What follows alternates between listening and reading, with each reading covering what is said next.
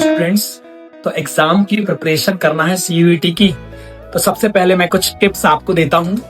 तो सबसे पहले डोमेन सब्जेक्ट में अकाउंट्स की प्रिपरेशन कैसे करें। तो सबसे इंपॉर्टेंट जो आप मटेरियल रेफर करना है वो करना है एनसीईआरटी।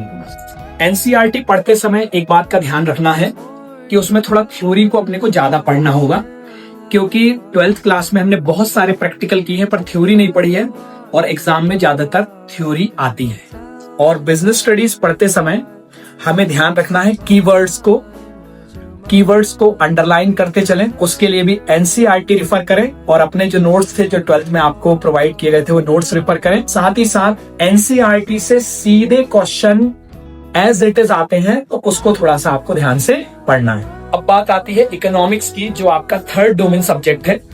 तो इकोनॉमिक्स को पढ़ते समय एनसीईआरटी रेफर करना है, अपने नोट्स को रेफर करना है और साथ ही साथ जो नोट्स में एमसीक्यूज दिए गए हैं उनको एक बार करना है। थोड़ा सा ज्यादा ध्यान माइक्रो पे देना है, क्योंकि वो 11th क्लास में पढ़ा था और वो शायद थोड़ा सा माइंड से वॉश आउट हो गया होगा। तो उसमें अगर कोई भी डाउट आता है तो आप मुझे कॉल कर सकते हैं।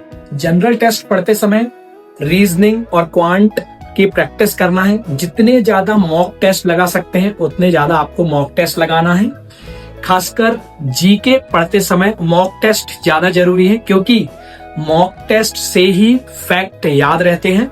हर दिन कम से कम आपको 1 से 2 मॉक टेस्ट लगाने ही लगाने हैं, स्पेशली जीके के और रीजनिंग के। और बात अब इंग्लिश की करते हैं, जो हमारा लैंग्वेज सब्जेक्ट है। तो इंग्लिश पढ़ते समय सबसे ज्यादा जरूरी है अनसीन पैसेज पे ग्रिप करना। अनसीन पैसेज हमारे नोट्स में भर भर के दिए हुए हैं, जिसकी आपको लिंक दी हुई है। तो रोज कम से कम 2 आपको अनसीन पैसेज लगाना है, ताकि आपका दिमाग ट्रेंड हो जाए उन अनसीन पैसेज को सॉल्व करने के लिए। वोकैबुलरी और ग्रामर, इसका भी रोज एक मॉक टेस्ट लगाते हुए चलना है मेनली।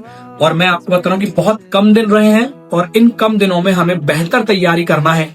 तो कोई बहाना नहीं चलेगा।